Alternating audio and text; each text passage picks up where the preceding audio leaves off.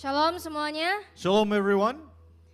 senang sekali bisa berkumpul kembali beribadah bersama di RGM, baik yang di APL maupun yang di Zoom. It is such a joy to gather again to worship together at RGM, both at APL and on Zoom. Malam hari ini kita akan mempelajari mengapa banyak sekali orang Kristen tidak bisa berpuas diri dengan porsi yang telah Tuhan berikan kepada mereka. Tonight we will learn why many Christians could not be content with whatever portion God has given them. Contohnya Adam dan Hawa. For example, even Adam and Eve. Walaupun mereka sudah memiliki semuanya, mereka masih tetap saja melanggar Tuhan demi memiliki satu hal yang Tuhan tidak berikan.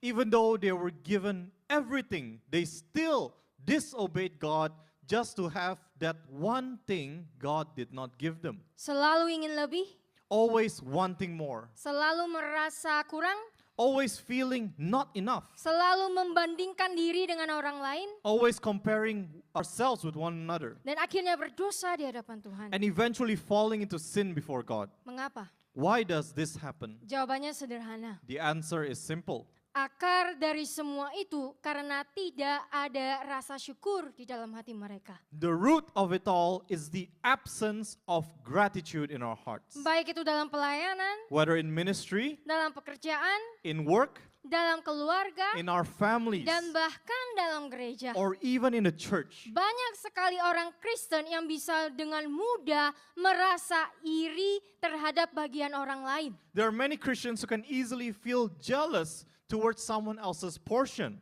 Mungkin ada yang berkata di dalam hatinya, mengapa dia yang dipilih? Some may say in their hearts, why was he chosen? Mengapa bukan aku? Why not me?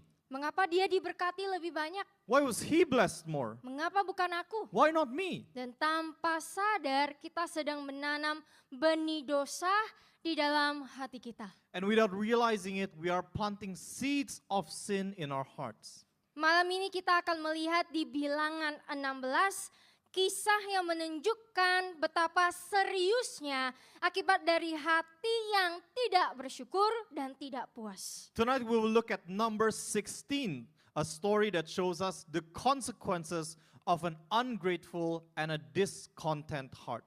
3 orang, Korah, Datan, dan Abiram, There are 3 men, Korah, Dathan, and Abiram. menolak bagian dari panggilan yang Tuhan sudah tetapkan bagi mereka. Rejected the portion and calling that God had assigned them. Ketidakpuasan mereka berakhir dengan kehancuran. Their discontent led to their destruction. Maka dari itu judul khotbah malam ini adalah kehancuran orang tak bersyukur. Therefore, the title of tonight's sermon is The Destruction of an Ungrateful Heart. Ada 2 hal yang bisa kita pelajari. There are 2 points that we will learn. Hal pertama yang kita pelajari, rasa tidak syukur melahirkan dosa yang lain. The first point is an ungrateful heart gives birth to other sins. Yakobus 1 ayat 15 berkata, kemudian ketika keinginan yang tidak benar telah timbul, ia melahirkan dosa. Dan ketika dosa telah mencapai puncaknya, ia melahirkan kematian. James 1 verse 15 says, Then when the illicit desire has conceived, it gives birth to sin. And when sin has run its course, it gives birth to death. Dalam bahasa Yunani, kata epitomia berarti keinginan yang jahat.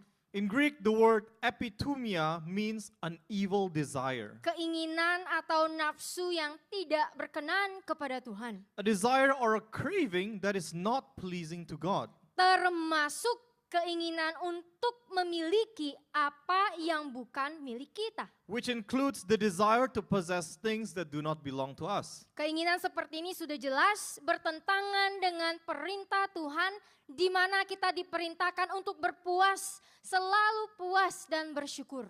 Such desires clearly oppose God's command to be content and continually grateful.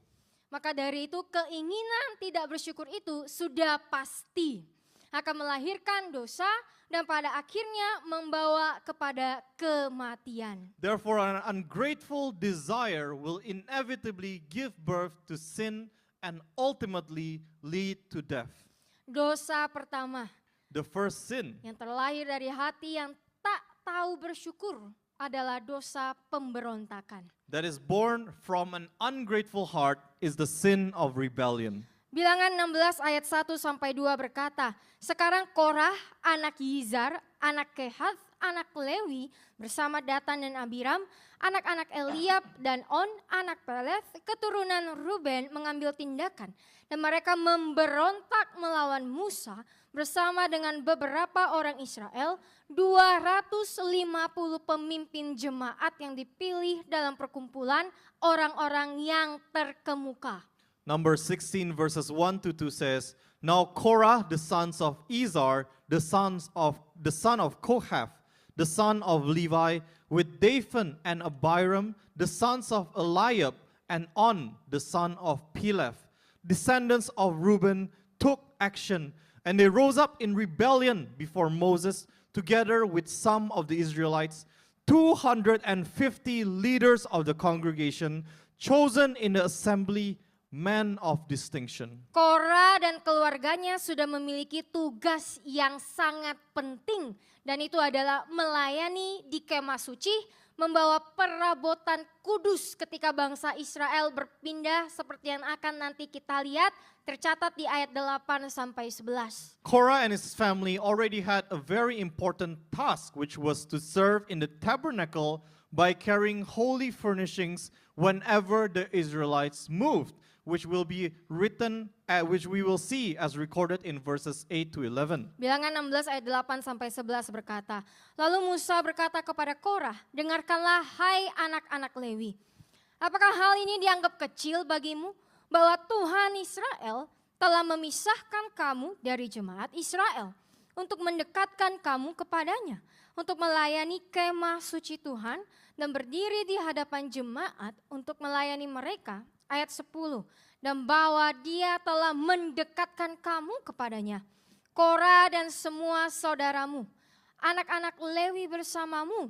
Apakah kalian juga ingin menjadi imam?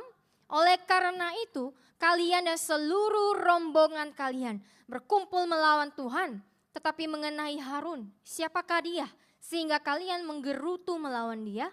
Number 16 verses 8 to 11 says, Then Moses said to Korah, Hear now, you sons of Levi, does it seem but a small thing to you that the God of Israel has separated you from the congregation of Israel to bring you near to himself, to do the service of the tabernacle of the Lord, and to stand before the congregation to minister to them, and that he has brought you to near to him, Korah and all your brothers, sons of Levi, with you? Would you seek priesthood also? Therefore you and all your company are gathered together against the Lord. But as for Aaron, who is he that you murmur against him? Dari ayat ini kita bisa melihat bahwa tugas yang dimiliki Korah sebenarnya bukan tugas kecil. From this verse we can see that the assignment given to Korah was not a small task. Itu adalah kehormatan besar. It was a great honor. Ia dipilih untuk melayani di hadapan Tuhan sendiri. He was chosen to serve before the Lord. Bayangkan saja, gak semua orang bisa mendapat kesempatan untuk berdiri di hadapan Tuhan sedekat itu. Imagine, brothers and sisters, that not everyone has the privilege to stand that close to God. Tapi Korah gak puas. But Korah was not satisfied. Ia merasa apa yang dimilikinya itu belum cukup. He felt that what he had was not enough. Ia ingin jabatan yang lebih tinggi. He wanted a higher position. Ia ingin menjadi seperti Harun. He wanted to be like Aaron, Menjadi imam besar, memegang posisi tertinggi. to be the high priest, to hold the highest role.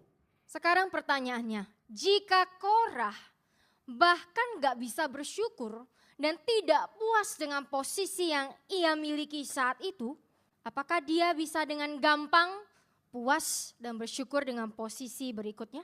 But the question is, if Korah could not be grateful and was dissatisfied with the position he already had, would he easily be satisfied with the next position? Tentu saja tidak. Of course, the answer is no. Karena ambisinya, Because of his ambition, ia memberontak di hadapan Musa. he rebelled against Moses. Bukankah banyak dari di antara kita sebagai orang Kristen juga bersikap seperti itu? Isn't it true that many of us Christians behave in a similar manner? Banyak yang dibilang di bibir, aku bersyukur kepada Tuhan. Many say with their lips, oh, I'm so grateful.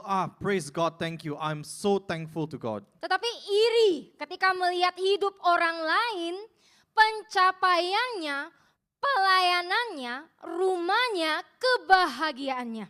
Yet the moment they see someone else's life, someone else's achievements, their ministry, the size of their home, their happiness, they become jealous. Terus kita mulai membandingkan diri And we start comparing ourselves dan menginginkan apa yang mereka punya. and start wanting what they have.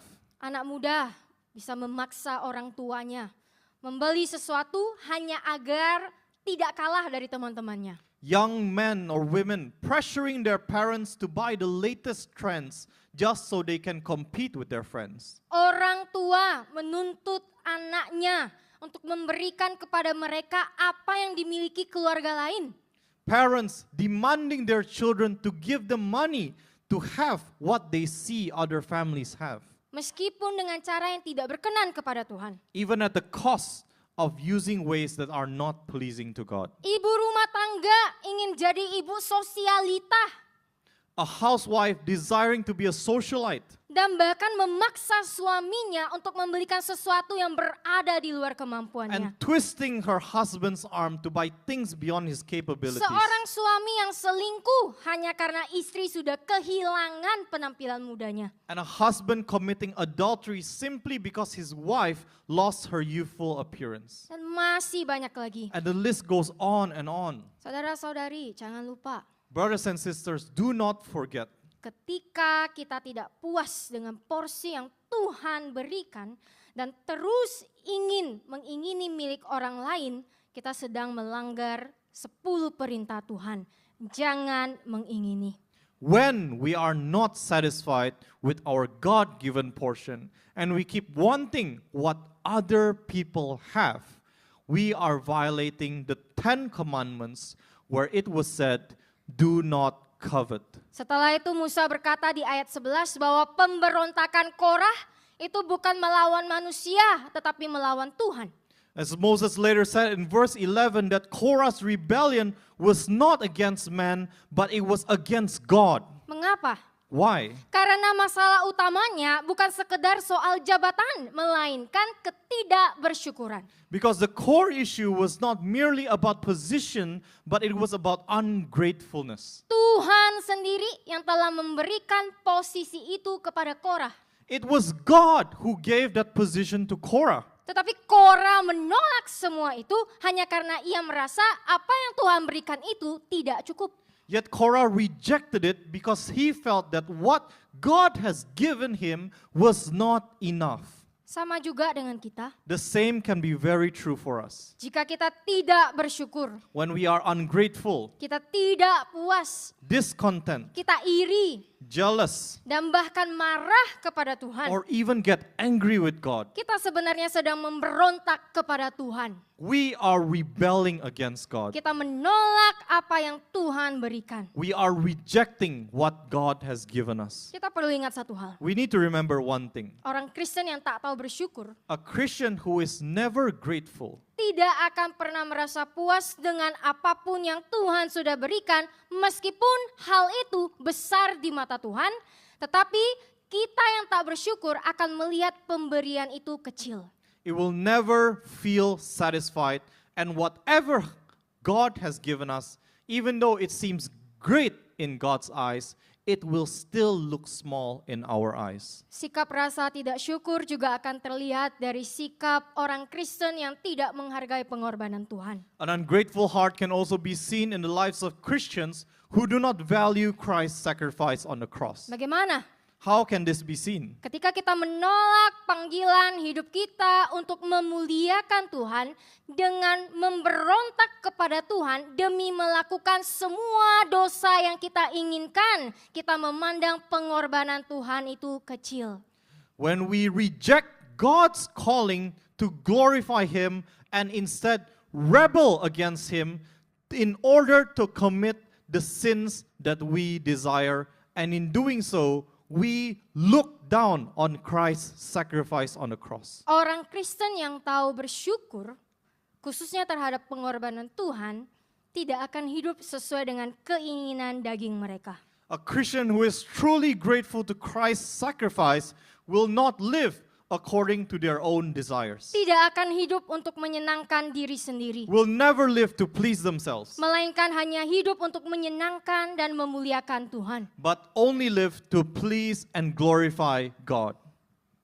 Saudara-saudari, Brothers and sisters in Christ, 1 Samuel 15 ayat 23 berkata begini, pemberontakan sama dengan dosa sihir, dan kekakuan hati sama dengan penyembahan berhala, dan terafim patung keberuntungan atau rumah tangga. 1 Samuel 15 verse 23 says, "For rebellion is as the sin of witchcraft, and stubbornness is as idolatry and teraphim," which is household good luck images.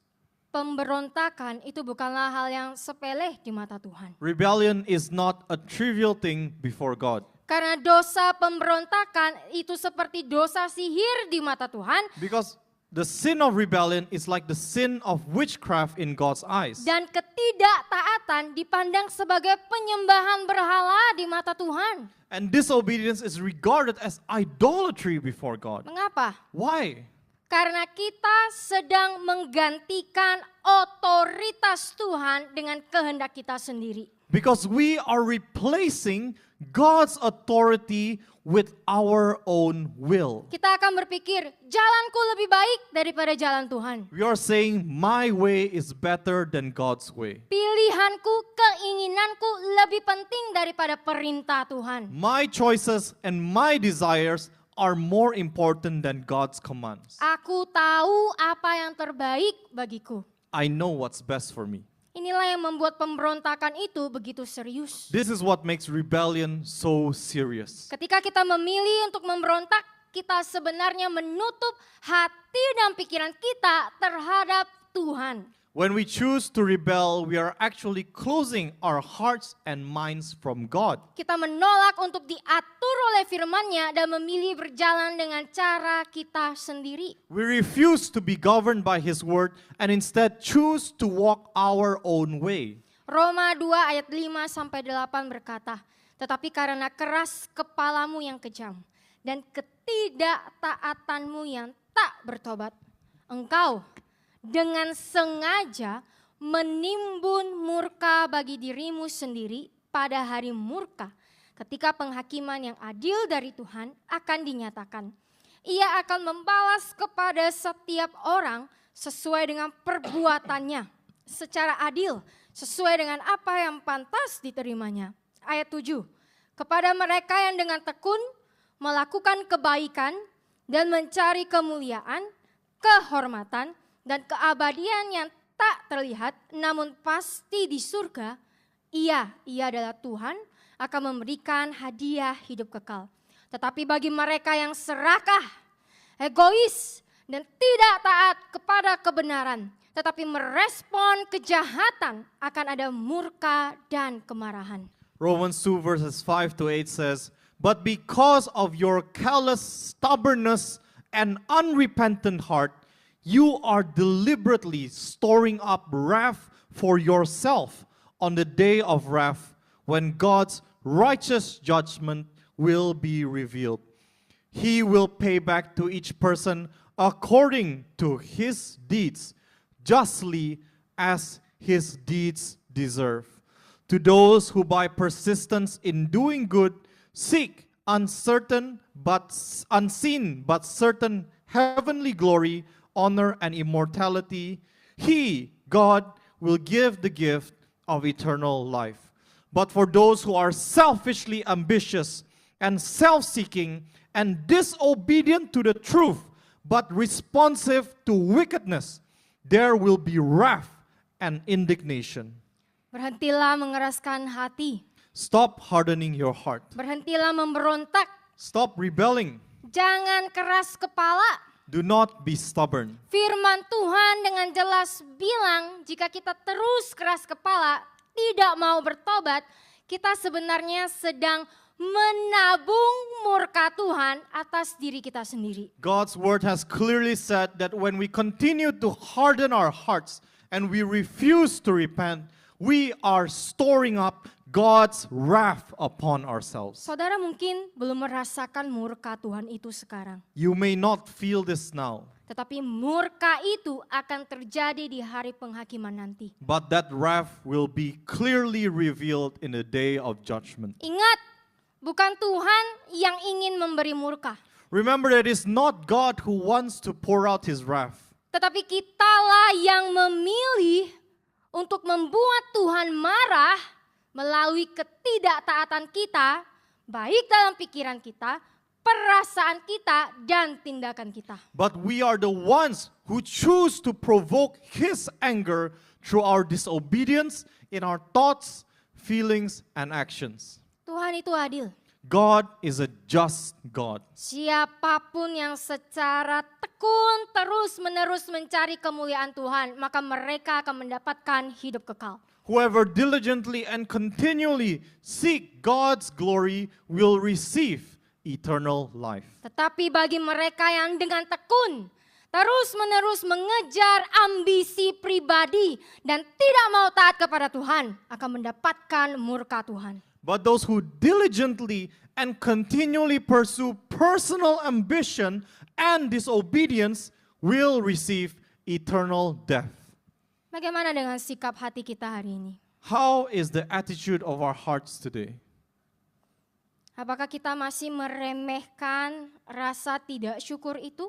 Are we still underestimating that feeling of ungratefulness? Apakah kita masih berkata bahwa semua yang kita miliki itu tidak cukup? Are we still saying that whatever we have is still not enough? Apakah kita masih mau berkata jalan kita, rencana kita, keinginan kita lebih baik dan penting daripada perintah Tuhan? Do we still insist that our way, our plans, our desires are better and more important than God's commands? Apakah saudara berpikir saudara bisa lari dari murka Tuhan? Do you, brothers and sisters, think you can escape God's wrath? Pikirkanlah baik-baik. Think upon this carefully. Kita hanya mati sekali. We will only die once. Jangan memberontak. Do not rebel. Jangan keraskan hati saudara. Do not harden your heart. Jangan main-main. Do not play around. Bertobatlah sebelum semuanya terlambat. Repent before it is too late. Dosa kedua yang lahir dari hati yang tak tahu bersyukur adalah dosa perpecahan. The second sin born from an ungrateful heart is the sin of division. Bilangan 16 ayat 1 sampai 2 berkata, Korah itu mengumpulkan orang-orang. Number 16 verses 1 to 2 says that Korah gathered people. Saudara, ini bukan perkumpulan biasa. Brothers and sisters, this was not an ordinary gathering. Korah bergerak diam-diam mendekati satu persatu orang yang berpengaruh dengan mengatakan hal yang penuh dengan tipu muslihat tetapi terdengar benar. Korah moved secretly, approaching influential people one by one, whispering things filled with deceit, although it sounds true. Apa yang dikatakan Korah? What did Korah say? Di ayat 3 di depan Musa, Korah berkata, kamu sudah terlalu berlebihan sebab seluruh jemaat adalah kudus, setiap orang di antaranya dan Tuhan ada di tengah-tengah mereka. Mengapa kamu meninggikan diri di atas jemaat Tuhan? In verse 3, before Moses, Korah says, you have gone far enough, for all the congregation are holy, every one of them, and the Lord is among them. Why then do you exalt yourselves above the assembly of the Lord? Secara sekilas mungkin apa yang dikatakan oleh Korah itu terdengar benar. At first glance, what Korah said may have sounded right. Terdengar adil, It sounded fair, terdengar demokratis. even democratic. Tetapi jauh di dalam perkataan itu, Korah menunjukkan pemberontakannya terhadap Musa. But beneath those words, Korah revealed his rebellion against Moses. Dia sedang menyindir dan menuduh Musa. He was mocking and accusing Moses. Sebenarnya Korah itu berkata begini, In reality, Korah said this, Musa, kamu siapa? Moses, who do you think you are? Kamu tidak lebih dari kami. You're no better than us. Kamu tidak berhak memimpin. You have no right to lead. Semua jemaat Tuhan itu kudus. All of the Lord's people are holy. Mengapa kamu meninggikan dirimu sebagai pemimpin? Why do you yourself exalt yourself as a leader? Harusnya kami juga bisa sama seperti kamu. We should be able to be like that too. Kenapa Korah berkata begitu? Why did Korah say that? Ia ingin menunjukkan kepada 250 orang itu bahwa ia berani melakukan apa yang tidak berani dilakukan oleh orang lain. He wanted to show those 250 men that he dared to do what others were afraid to do. Ia mau membuktikan bahwa Musa tidak sehebat itu. He wanted to prove that Moses wasn't that great. Ia mau membuktikan bahwa Harun tidak sepenting itu. Aaron wasn't that important. Dan 250 pemimpin itu yang memiliki kondisi hati yang tidak benar, juga diam-diam akan berkata, wah, yang dikatakan Korah benar juga ya. And those 250 leaders whose hearts were also not right, quietly nodded their heads and agreed and saying, wow, what Korah said actually makes sense. Sikap Korah ini mirip persis dengan pengajar palsu dan orang Kristen yang manipulatif. Korah's attitude is very similar to those of false teachers and manipulative Christians. Artinya orang seperti ini rela berbohong demi keuntungan pribadi. These are the kind of people who are willing to lie for personal gain. Korah mengucapkan sesuatu yang terdengar benar tetapi sebenarnya menipu dan merusak. Korah said things that sounded right, but they were actually deceptive and destructive.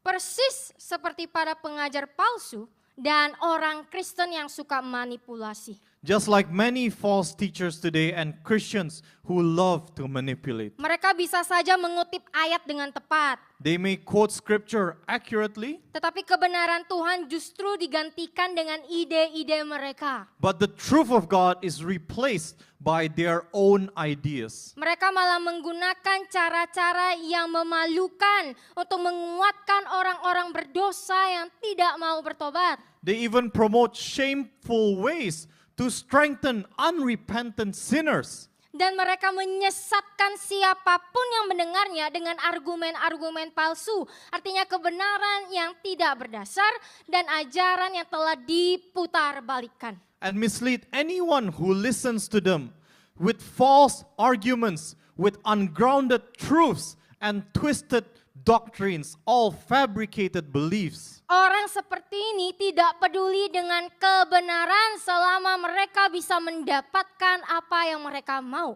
These people do not care for the truth as long as they get what they want. Contohnya teologi kemakmuran atau konsep sekali selamat tetap selamat. For example, prosperity gospel or the misunderstood concept of once saved, always saved. Kedengarannya rohani, Oh, it sounds very spiritual, meyakinkan, very convincing, bahkan memberikan harapan. even hopeful. Tetapi sebenarnya sedang menuntun orang ke dalam kematian kekal. Dan yang senang mendengarkan ajaran itu juga akan mati. But in reality, they are leading people to eternal death, and those who enjoy listening to them will also perish. Mengapa begitu banyak orang yang mudah percaya dengan ajaran itu? So why do so many people believe in these things so quickly? Karena ajaran-ajaran seperti itu menawarkan apa yang diinginkan hati manusia yang tanpa Tuhan. Because such teachings appeal to the godless human desire. Bisa cepat kaya tanpa perlu taat kepada Tuhan. To be rich quickly without needing to obey God. Dan ada jaminan keselamatan tanpa pertobatan. Guarantees of salvation without repentance. Itulah sebabnya banyak sekali pengajar palsu bisa dengan cepat mendapatkan pengikut. That is why false teachers can quickly gain so many followers. Bukan karena ajarannya benar, It is not because their teaching is true, tetapi karena mereka mengatakan apa apa yang ingin didengar oleh banyak orang. but because they say what people want to hear. Ingat, bukan hanya 250 pemimpin yang terseret. You remember, it was not only the 250 leaders who were dragged into this. Datan dan Abiram, dua tokoh dari suku Ruben, juga ikut memberontak. Dathan and Abiram, two figures from the tribe of Reuben, also joined the rebellion. Mereka merasa punya hak istimewa. They felt they had a special right. Karena Ruben adalah anak sulung Yakub. Because Reuben was Jacob's firstborn. Dalam pemikiran mereka, kami yang seharusnya memimpin. In their mindset, we are the ones who should lead. Bukan Musa. It is not Moses. Jadi ketika Musa yang dari suku Lewi memimpin umat, mereka merasa tersinggung, mereka iri, mereka merasa tidak dihargai. So when Moses, a man who came from the tribe of Levi, was appointed to lead the people, they felt offended, jealous, and unappreciated. Sikap ini sangat relevan hari ini. This attitude is very relevant today. Banyak orang jatuh dalam dosa yang sama. Many people fall into the same exact sin, Merasa lebih layak, feeling more deserving, merasa lebih hebat, more superior, merasa posisi tertentu adalah haknya. feeling that certain positions are their right. Ketika Tuhan memakai orang lain, hatinya tidak terima. And when God uses someone else, the heart cannot accept it. Ketidakpuasan, kecemburuan, dan ketidakbersyukuran inilah yang akhirnya membuat mereka bergabung dengan pemberontakan Korah. That dissatisfaction, that jealousy, that ungratefulness are what ultimately led them to join Korah's rebellion. Ingat Yakobus 3 ayat 16 Remember James 3 verse 16. telah mengajarkan kita untuk tidak menganggap remeh rasa iri dan ambisi pribadi. Taught us to never underestimate jealousy and personal ambition. Karena keinginan yang tidak benar akan melahirkan dosa. Because wrongful illicit desire gives birth to sin. Meskipun saudara pikir itu hanya sebuah perasaan, Even though you think it's just a feeling, itu sebenarnya adalah benih dosa. it is the seed of sin. Akhirnya apa yang terjadi? And what happened after? Perpecahan semakin besar. Division grew more. Datan dan Abiram mulai menuduh Musa dengan tuduhan keras. Dathan and Abiram accused Moses with even harsher accusations. Seperti yang tertulis dalam ayat 12 ayat 14. Lalu Musa mengirim utusan untuk memanggil Datan dan Abiram, anak-anak Eliab, tetapi mereka berkata dengan angkuh, kami tidak akan datang. Apakah hal kecil bagimu bahwa engkau telah membawa kami keluar dari tanah yang subur, yang mengalir dengan susu dan madu untuk membunuh kami di padang gurun, tetapi engkau juga ingin menguasai kami? Ayat 14, sesungguhnya engkau tidak membawa kami ke tanah yang berlimpah susu dan madu, juga tidak memberikan kami warisan ladang dan kebun anggur. Apakah engkau akan mencungkil mata orang-orang ini? Kami tidak akan naik. Verses 12 to 14 says, Then Moses called to Dathan and Abiram, the sons of Eliab, and they said defiantly, We will not come up. Is it a small thing that you have brought us up out of a land of plenty, flowing with milk and honey, to kill us in the wilderness? But you would also lord it over us. Indeed, you have not brought us into a land flowing with milk and honey, nor given us an inheritance of fields and vineyards. Will you gouge out the eyes of these men? We will not come up. Jika disederhanakan, mereka tuh berkata begini, In simple terms, they were saying, Musa, kamu cuma mau mencelakakan kami kan? Moses, you're only out here to harm us, right? Kamu gagal membawa kami ke negeri yang dijanjikan. You failed to bring us to the promised land, Padahal itu semua nggak benar. even though none of that was true. Tuduhan mereka lahir dari hati yang pahit, Their accusations were born from a bitter heart, bukan dari fakta. not from facts. Saudara, kita bisa melihat dari sekedar rasa iri berubah menjadi pemberontakan. Brothers and sisters, can we see how a simple feeling of jealousy turned into rebellion? Dari ketidakpuasan pribadi muncul perpecahan besar di tengah umat.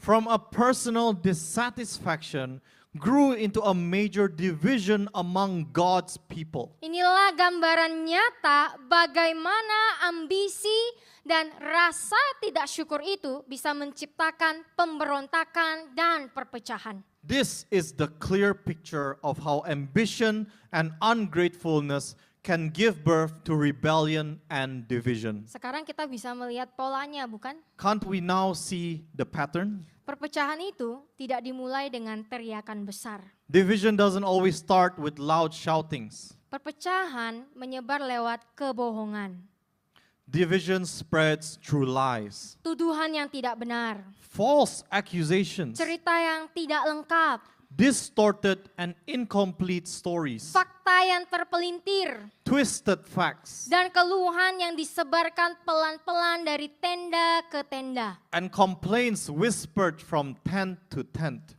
Dari sini kita juga bisa melihat bahwa ini bukan hanya meliputi gosip antara ibu-ibu. From this, we can also see that this does not just cover gossip among women, Tapi pria pun bisa melakukan ini. but also among men, Kepala keluarga.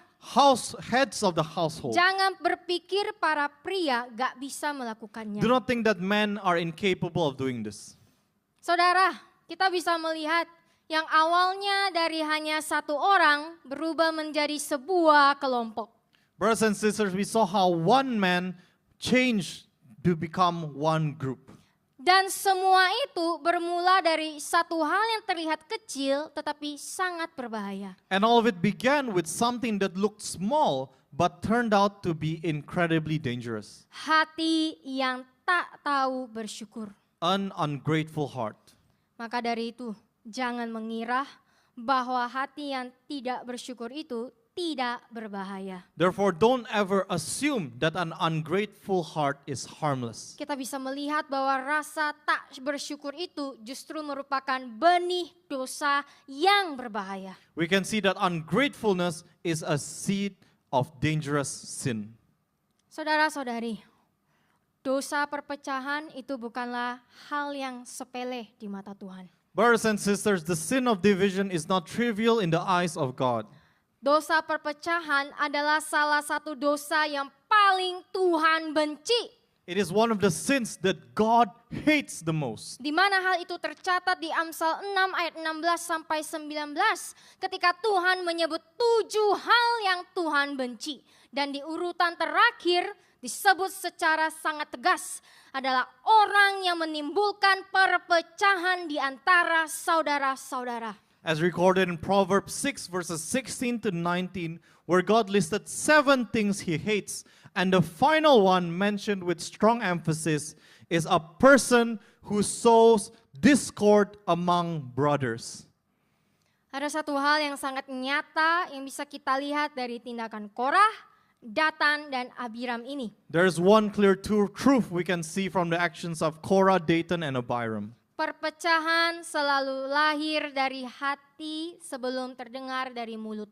Division is always born in the heart before it is ever heard from the mouth. Saat hati tidak murni, When the heart is not pure, tidak ada rasa syukur, there is no longer any gratefulness. iri hati, There is now jealousy ada ambisi pribadi, and selfish ambition. semua itu akan mulai tumbuh seperti virus, terus menular hingga membentuk kelompok sendiri. It will grow like a virus and spread until it forms groups. Bukan lagi kelompok yang digerakkan oleh Tuhan, tetapi kelompok yang digerakkan oleh ketidakpuasan dan hati yang kehilangan rasa syukur.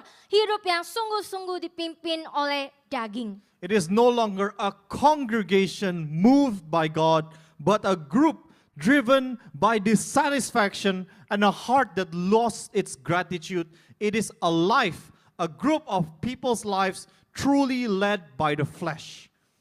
Maka dari itu Roma 16 ayat 17 berkata, Aku menghimbau kepada kalian, saudara-saudara, untuk waspada terhadap orang-orang yang menimbulkan perselisihan dan kesulitan, serta menyebabkan perpecahan yang bertentangan dengan pengajaran yang telah kalian terima. Aku memperingatkan kalian untuk menjauhi mereka, untuk menghindari mereka. Therefore, Romans 16 verses 17 says, I appeal you, brethren, to be on your guard concerning those who create dissensions and difficulties and cause divisions, in opposition to the doctrine, the teaching, which you have been taught. I warn you to turn aside from them, to avoid them. Paulus mau kita membuka mata kita lebar-lebar, agar kita terhindar dengan orang-orang seperti itu, sehingga kita tidak jatuh ke dalam dosa yang sama. Paul wants us to open our eyes widely against these people so that we can avoid them and not fall into the same sin. Ingat, Paulus sedang tidak meminta kita untuk menghakimi orang yang seperti ini. Remember that Paul is not asking us to judge people like this. Paulus hanya ingin kita menjauhi, jaga jarak dengan orang seperti ini. Paul simply calls us to avoid them, to keep a safe distance from such people. Mengapa? Why? Karena orang yang memecah belah jarang atau bahkan tidak merasa dirinya sedang memecah belah. Because those who create division rarely realize that they are creating division. Orang yang mengajarkan hal sesat jarang dan bahkan tidak melihat diri mereka sedang mengajarkan hal sesat. Those who teach falsehood almost never see themselves as teaching false things. Karena pikiran mereka, hati mereka tidak pernah dipimpin oleh firman. Mereka tidak pernah memeriksa kondisi hati mereka sendiri. They never examine their hearts and minds with the word, and they never reflect upon themselves. Mereka sengaja menipu diri mereka sendiri dan berkata bahwa tindakan mereka itu bijak dan rohani. They deliberately deceive themselves into thinking that their actions are wise and spiritual. Itulah yang membuat perpecahan begitu halus dan mematikan. This is what makes division so subtle and deadly. Karena itu dibungkus dengan rasa benar. Because it is wrapped in a sense of being right. Tetapi ingat, kebenaran tanpa firman yang utuh bukan lagi kebenaran. But remember that the truth without the whole word is no longer truth. Tanpa hati yang murni bukan lagi kebenaran, itu adalah penipuan. Without a pure heart, it is no longer truth but deception. Maka dari itu berhati-hatilah. Therefore, let us be cautious. Sebelum kita menghakimi Korah, Datan dan Abiram, kita perlu mengecek hati kita sendiri. Now, before we continue to judge and think ourselves higher than Korah, Dathan, and Abiram, we need to examine our own hearts. Apakah kita seperti mereka? Are we not also like them? Apakah hati dan pikiran kita sudah benar dan diatur oleh firman atau justru diatur oleh diri sendiri? Have our hearts and minds been governed by the word of God or rather by ourselves? Apakah kita juga memiliki ketidakpuasan dan bersungut-sungut kepada Tuhan karena porsi yang kita terima? Do we also carry dissatisfaction and murmur towards God because of the portion we are received? Apakah kata-kata dan tindakan kita sudah dipertimbangkan dengan baik sehingga itu menyenangkan Tuhan dan bukan menyenangkan diri sendiri? Have we carefully considered our words and our actions so that they please God rather than serve ourselves? Apakah kita sudah memilih untuk melakukan hal yang benar dalam cara kita berpikir dan berbicara? Have we chosen to do what is right in the way we think and the way we speak? Atau perkataan kita justru penuh dengan kebohongan, membuat orang tersandung dan akhirnya menciptakan perpecahan terhadap orang lain? Or are words filled with falsehood, causing others to stumble and eventually create divisions among God's people? Jadi jika demikian, apakah saudara lebih baik? If so, are you any better? Seperti Tuhan menghukum Korah, Datan, dan Abiram. As God punished Korah, Dathan, and Abiram, Keluarga mereka dan orang-orang yang mengikuti mereka. their families, and everyone who followed them. Mampukah saudara mempertanggungjawabkan hidup orang-orang yang telah saudara buat jatuh? Can you take into account the lives you have led into stumbling? Itulah bibit yang bisa tumbuh menjadi sesuatu yang mengacaukan banyak jiwa. That is what the seed of an ungrateful heart can grow into that destroys many souls. Bertobatlah. Repent. Kita akan melihat nanti bahwa Tuhan tidak main-main dengan tindakan Korah, Datan, dan Abiram. We will see later that God does not take the actions of Korah, Dathan, and Abiram lightly. Tuhan melihat lebih jauh daripada kata-katanya. God sees far beyond their words. Tuhan melihat hati mereka. God sees their hearts. Tuhan melihat niat mereka. God sees their intentions. Tuhan melihat bahwa apa yang mereka lakukan bukan sekedar kurang suka Musa, He sees that what they were doing was not merely disliking Moses, tetapi usaha untuk meruntuhkan otoritas yang Tuhan sendiri telah tetapkan. but it is an attempt to tear down authority that God Himself had established. Dan saudara, ini prinsip masih berlaku sampai hari ini. And brothers and sisters, this principle still stands today. Ketika kita menyerang orang yang Tuhan panggil, When we attack God's appointed orang yang telah Tuhan tetapkan, people that God Himself has called, kita sedang berhadapan dengan Tuhan yang menetapkan. we are confronting the God who appointed them. Sebab perkataan yang memberontak dan menyebabkan perpecahan bukan hanya merusak gereja, Because rebellious words and actions that cause division do not only damage the church, tetapi juga akan merusak diri kita sendiri seperti yang akan kita lihat dari Korah, Datan, dan Abiram. but the consequences also destroy ourselves, as we see in the story of Korah, Dathan, and Abiram. Itu adalah bagian pertama.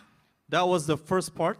Bagian kedua, Now the second part, kita akan melihat bagaimana tangan Tuhan bertindak terhadap yang benar dan tidak benar. the second point, we will see how the hand of God acts towards both the righteous and the unrighteous. Yang pertama, Tuhan membela Musa dengan membongkar kejahatan Korah, Datan, dan Abiram. Firstly, God defends Moses by exposing the evil of Korah, Dathan, and Abiram. Bilangan 16 ayat 4-5 berkata, ketika Musa mendengar hal itu, ia jatuh tersungkur.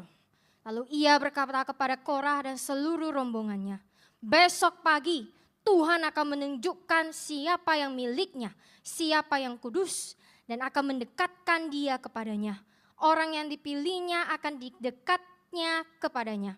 Numbers 16 verses 4-7 says, and when Moses heard this, he fell face downward, and he spoke to Korah and all his company, saying, in the morning the Lord will show who belongs to him and who is holy, and will bring him near to himself. The one whom he will choose, he will bring near to himself. Ayat 15-17, lalu Musa menjadi sangat marah dan berkata kepada Tuhan, jangan perhatikan persembahan mereka. Aku tidak mengambil seekor keledai pun dari mereka, dan aku tidak menyakiti seorang pun dari mereka. Musa berkata kepada Korah, kamu dan seluruh rombonganmu harus tampil di hadapan Tuhan besok, baik kamu maupun mereka bersama dengan Harun. Setiap dari kamu membawa perbaraannya, membubuh ukupan di atasnya, dan setiap dari kamu mempersembahkan masing-masing perbaraannya ke hadapan Tuhan. 250 perbaraan. Juga kamu dan Harun masing-masing bawa perbaraan masing-masing. Verses 15-17 says, then Moses became very angry and said to the Lord, pay no attention to their offering. I have not taken one donkey from them, nor have I harmed any one of them. Moses said to Korah, you and all your company are to appear before the Lord tomorrow, both you and they along with Aaron. Each of you take his censer and put incense on it, and each of you bring his censer before the Lord, 250 censers. Also you and Aaron shall each bring his censer. Ketika Musa mendengar pemberontakan dari tuduhan Korah, Datan, dan Abiram, ia tidak membalas dengan kekuatannya sendiri meskipun ia marah. When Moses heard the rebellion and accusations from Korah, Dathan, and Abiram, he did not respond with his own strength. even though he was very angry. Musa langsung berseru kepada Tuhan dan meminta Tuhan sendiri yang menjadi hakim atas situasi itu. Moses immediately cried out to the Lord and asked the Lord himself to be the judge over the situation. Musa tidak berkata, berani sekali kalian, bukankah aku ini pemimpin pilihan Tuhan? Moses did not say, how dare you? Don't you know that I am God's chosen leader? Ia tidak, Musa He did- tidak berkata itu. No, he didn't say anything like that. Ia juga tidak mengutuk mereka, He also did not curse them, tidak membela diri, nor defend himself. tetapi Musa hanya menunjukkan hati yang benar-benar bersandar kepada Tuhan. But Moses showed an attitude that truly relied on God. Bahwa ketika ia diserang, disalahpahami atau dituduh, ia memilih untuk mengundang Tuhan masuk ke dalam masalah itu. Bukan dengan membalas dengan kekuatan atau tindakan sendiri. When he was attacked, misunderstood, or accused, he chose to invite God into the problem rather than retaliating with his own strength or actions. Hasilnya, What happened then? Bilangan 16 ayat 20 sampai 21 berkata, kemudian Tuhan berfirman kepada Musa dan Harun, pisahkan dirimu dari tengah-tengah jemaat ini, supaya aku dapat membinasakan mereka seketika. Numbers 16 verses 20 to 21 says, Then the Lord spoke to Moses and Aaron saying, Separate yourselves from among this congregation so that I may consume them immediately. Tuhan membela Musa. God defended Moses. Ketika Korah, Datan, dan Abiram memberontak dan membuat perpecahan, Tuhan tidak diam. When Korah, Dathan, and Abiram rebelled and created division, God did not remain silent. Tuhan menyuruh umatnya menjauh dari kemah orang-orang yang memberontak itu. God commanded his people to move away from the tents of those who rebelled. Artinya apa? What does that mean? Tuhan sedang berkata, aku akan tunjukkan siapa yang aku pilih dan siapa yang aku tolak. God has said, I will show you whom I have chosen and whom I have rejected. Bukan hanya menunjukkan kepada mereka siapa yang Tuhan pilih, tetapi Tuhan juga langsung berkata bahwa Tuhan akan menelan, Tuhan akan menghukum mereka di saat itu juga. Not only did he reveal whom he appointed, but he also declared that he would swallow them up, he would judge them right there on the spot. Mungkin ada beberapa dari kita yang pernah mengalami hal serupa. Maybe some of us have experienced something similar. Kita nggak salah apa-apa, We did not do anything wrong. tapi ada yang memfitnah kita. Yet there was someone who slandered us, Ada yang membuat kesalahpahaman, someone who created misunderstandings, bahkan mengadu domba dengan orang yang dekat dengan kita. or even turned the people close to us against us. Bagaimana reaksi dan tindakan yang benar? How should we respond? Mazmur 34 ayat 15 sampai 16 berkata, mata Tuhan tertuju pada orang-orang yang benar, yang memiliki keberanian moral dan integritas rohani, dan telinganya terbuka terhadap seruan mereka. Wajah Tuhan berlawanan dengan orang-orang yang berbuat jahat untuk menghapus ingatan tentang mereka dari bumi.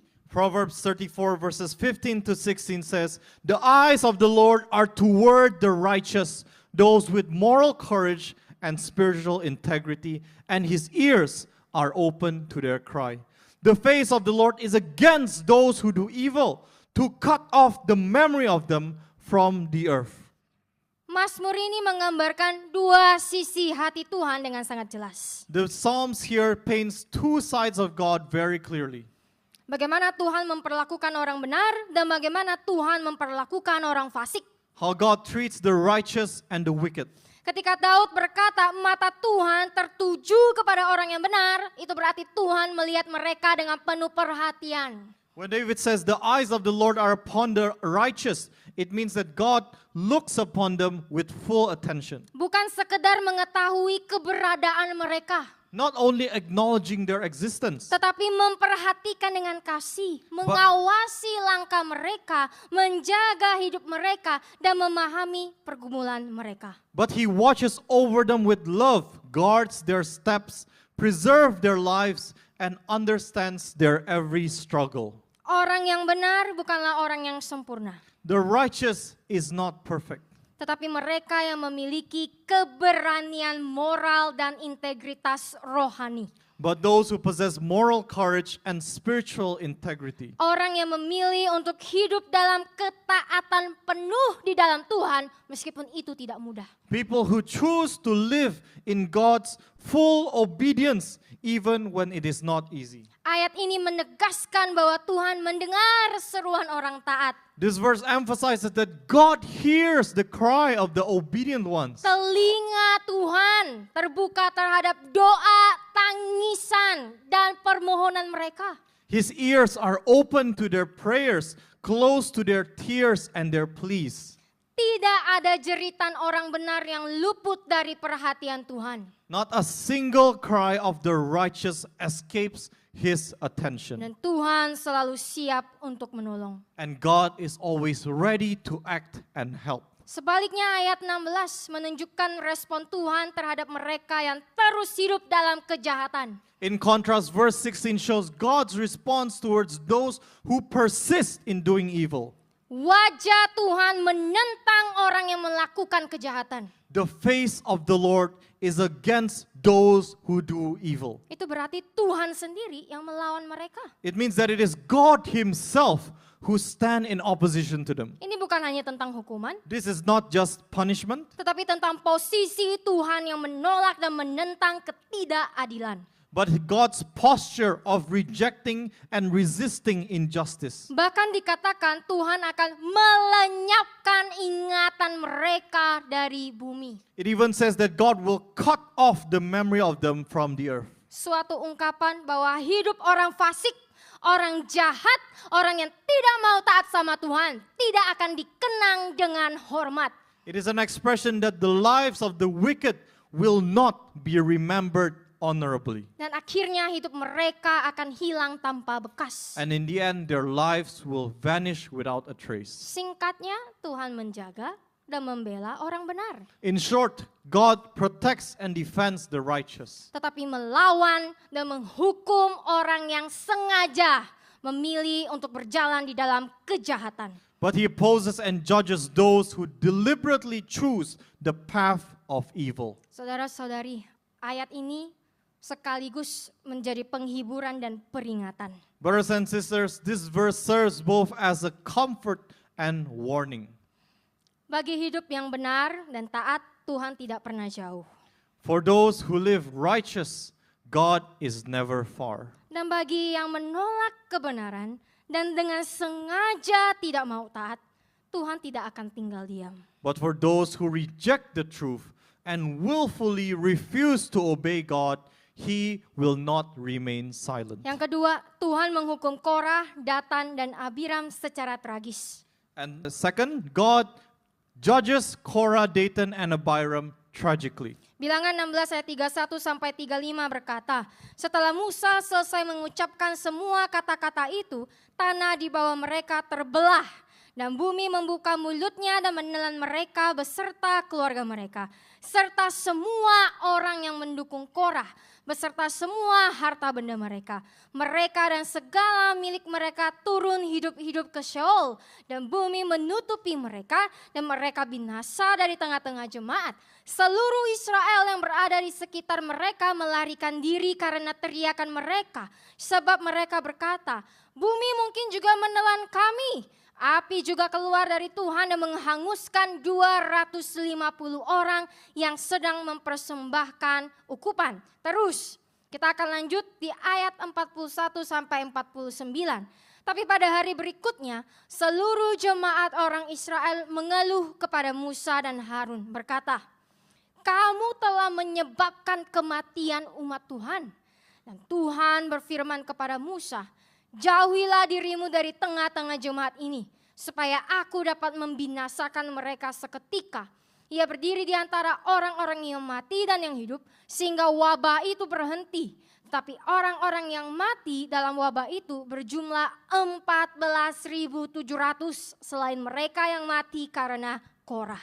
Number 16 verses 31 to 35 says, As soon as Moses finished speaking all these words, the ground under them split open, and the earth opened its mouth and swallowed them and their households and all the men who supported Korah with all their possessions. So they and all that belonged to them went down alive to Sheol, and the earth closed over them, and they perished from among the assembly. All Israel who were among them fled at their outcry, for they said, "The earth may swallow us also." Fire also came forth from the Lord and consumed the 250 men who were offering the incense. Verses 41 to 49 says, "But on the next day, the entire congregation of the Israelites murmured against Moses and Aaron, saying, 'You have caused the death of the people of the Lord.' And the Lord spoke to Moses, saying, 'Get away from among this congregation, so that I may consume them immediately.' And he, Aaron, stood between the dead and the living, so that the plague was brought to an end. But those who died in the plague were 14,700, besides those who died because of Korah." Yang pertama dikatakan bahwa Tuhan membuka tanah terbelah menjadi dua, sehingga Korah, Datan, Abiram beserta dengan keluarganya, orang-orang yang mendukung Korah ditelan hidup-hidup.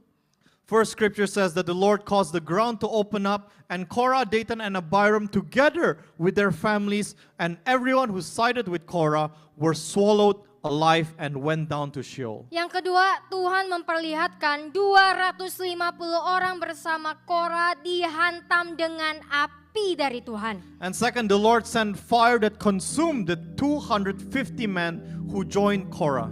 Dan yang ketiga, tulah menimpa 14.700 orang. Bukan 1.000, bukan 10.000, tapi 14.700 orang yang masih menuduh Musa atas kematian Korah, Datan, dan Abiram. And third, a plague struck 14,700 people, not 1,000, not 10,000, but 14,700, because they still accused Moses for causing the death of Korah, Datan, and Abiram.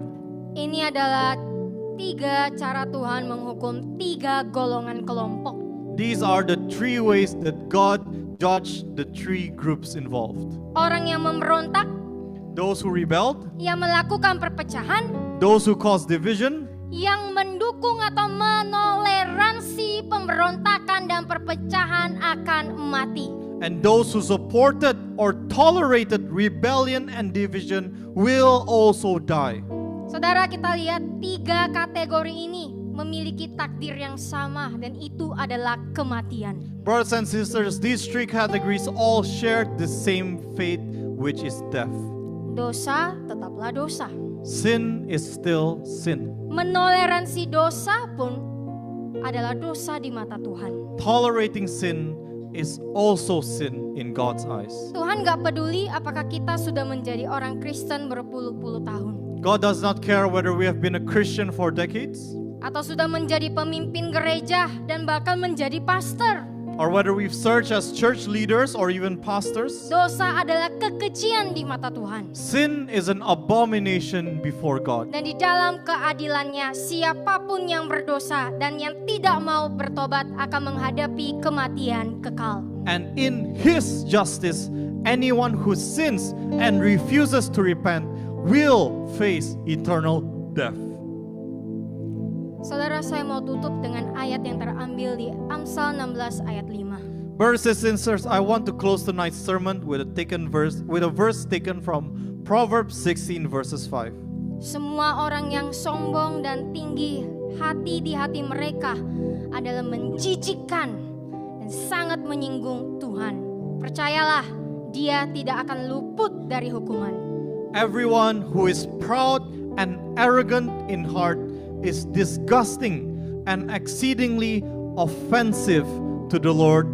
Be assured, He will not go unpunished. Cobalah kita jujur terhadap diri kita sendiri. Let us be honest with ourselves. Apakah ada area di mana kita tidak menerima porsi Tuhan? Are there areas in our life where we do not accept God's portion? Baik secara pelayanan, keluarga, karir, maupun berkat orang lain. Whether in ministry, family, or career, or even other blessings. Apakah kita sedang menyimpan atau menabur benih perpecahan lewat keluhan, cerita yang dibesar-besarkan, bisik-bisik di belakang, atau membuat kelompok sendiri? Are we harboring or sowing seeds of division through our complaints, through our exaggerated stories, whispering behind others' backs, or even forming our own groups? Sudahkah kita merenungkan apakah kata-kata dan keinginan kita benar-benar berasal dari Tuhan atau dari hati yang jahat? Have we reflected whether our words and desires truly come from God or they come from an evil heart? Jika ada, bertobatlah. If there are such things, repent. Saudara-saudara, ingatlah hukuman atas Korah. Alasan Tuhan memberikan hukuman itu dengan begitu berat untuk mengingatkan kita, membuat kita untuk merenung dan supaya kita bertobat. Brothers and sisters, remember the punishment of Korah. The reason God gave such a severe punishment was that so that we could remember, reflect, and repent. Biarlah malam hari ini kita mau membuat keputusan yang tegas untuk melembutkan hati kita, untuk taat dan bersyukur kepada Tuhan selalu. Let this evening be the time when we make a firm decision to humble our hearts, to obey, and to always be grateful to God. Mari kita berdoa. Let us pray. Bapa di sorga, terima kasih buat firman-Mu malam ini. Heavenly Father, we thank you for your word tonight. Kami mau belajar untuk selalu bersyukur dan puas dengan semua pemberian dari Engkau. We want to learn to always be grateful and be content with all the blessings that you give us. Kami minta maaf Tuhan, We are sorry, Lord, jika selama ini kami tidak puas. if all this time we have been discontent, Kami serakah we have been greedy, dan kami tidak bersyukur. and we have been ungrateful. Ampunilah kami. Forgive us, O Lord. Bantulah kami Tuhan Help us, God, untuk selalu berjalan di dalam kebenaran-Mu. to always walk in your truth. Karena kami percaya kebenaran-Mu akan membebaskan kami. Because we believe that your truth will set us free. Kami percaya kebenaran-Mu akan terungkap dan melindungi orang yang taat kepada Engkau. We believe that your truth will reveal and protect those who obey you. Inilah doa kami Tuhan. This is our prayer, O Di Lord. dalam nama-Mu kami berdoa dan bersyukur. In the name of Jesus we pray Amin. and we give Terima thanks. kasih Amen. Tuhan memberkati.